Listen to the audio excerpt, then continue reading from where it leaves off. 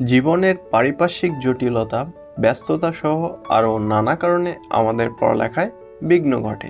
নষ্ট হয় মনোযোগ, আমরা বিচ্ছিন্ন হয়ে পড়ি টেবিল থেকে। আজ পড়ব, কাল পড়ব, এভাবে দিন কেটে যায়। কিন্তু পড়ালেখায় মনোযোগ ফেরানো যায় না।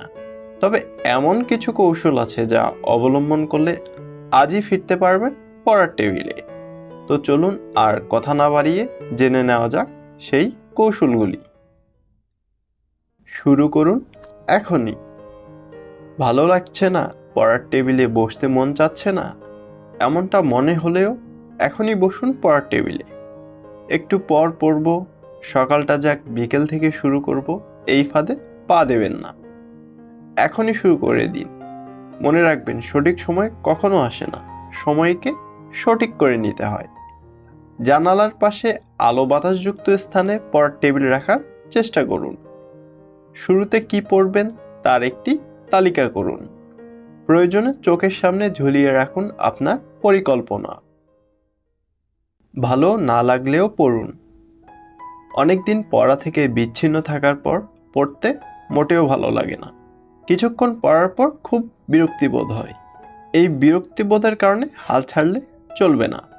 হাতে মোবাইল ফোন নিয়ে ঘন্টার পর ঘন্টা পড়ে থাকলেও ঘুম পায় না, অথচ বইয়ের পাতায় একটু চোখ বুলালে মাথা ঢলতে শুরু করে। অভ্যাস মানুষকে সহনশীল করে তোলে। ঘুম বা বিরক্তিবোধ দূর করতে কিছুটা সময় বিরতি নিয়ে আবার পড়া চালিয়ে যেতে হবে। একসময় নিজেই খেয়াল করবেন পড়াশোনার প্রতি আপনি আসক্ত হয়ে গেছেন। পরিকল্পনা করে পড়ুন। খুব বেশি পড়ুয়া যারা, তারা বাদে বাকিদের পড়ার প্রতি অলসতা কাজ করে। কিন্তু একটা ভালো রেজাল্ট আর ভালো চাকরির জন্য তারা জোর করেই পড়তে বসেন। আবার অনেকেই বিপুল আগ্রহ নিয়ে পড়াশোনা শুরু করেন, কিন্তু কিছুদিনের মধ্যেই আগ্রহ হারিয়ে ফেলেন। মনের মধ্যে নিরানন্দ নিয়ে কোনো মতে পড়াশোনাটা চালিয়ে যান তারা। একসময় অলসতাও ভর করে। চাকরি লাভের এই মহাযুদ্ধে প্রবল উদ্দীপনা ছাড়া আদৌ সফলতা লাভ করা যায় না। সময় বেঁধে বসুন। ধরুন সন্ধ্যা 7টায় পড়তে বসবেন, রাত 11টা পর্যন্ত পড়বেন। এর মাঝে পড়ার টেবিলে বইপত্র ছাড়া ইলেকট্রনিক্স ডিভাইস রাখা যাবে না। এই সময়টি শুধু আপনার পড়ার জন্যই বরাদ্দ থাকবে। সময় বেঁধে পড়তে বসলে আপনার মাথায় পড়ার কাজটি মুখ্য হবে।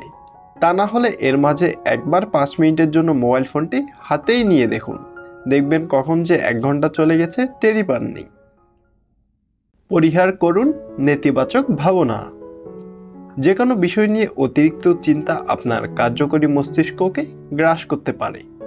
তাই সব নেতিবাচক বিষয় থেকে দূরে থাকুন। পরীক্ষার ফলাফল, ক্যারিয়ার ইত্যাদি নিয়ে আগে থেকে অযথা চিন্তা করে লাভ নেই। অনেকেই এমনটা করেন, যার ফলে মনে সৃষ্টি হয় ভীতি, নষ্ট হয় মনোযোগ, পড়তে গেলে অস্থির লাগে। এছাড়া অন্য যে কোনো কারণে যদি আপনার মানসিক ট্রমা থেকে থাকে, তবে সেটা থেকে বের হয়ে আসতে হবে। নিজেকে রিওয়ার্ড দিন। মন না বসলেও পড়ার টেবিলে বই নিয়ে বসে থাকুন। হাতে কোনো ইলেকট্রনিক ডিভাইস রাখবেন না। দেখবেন মন ও মগজ ধীরে ধীরে পড়ায় আসক্ত হবে। সফলভাবে পড়ালেখা শুরু করার পর নিজেই নিজেকে ছোট্ট রিওয়ার্ড দিন। সেটা হতে পারে 1 কাপ কফি, আইসক্রিম বা আপনার পছন্দের যে কোনো কিছু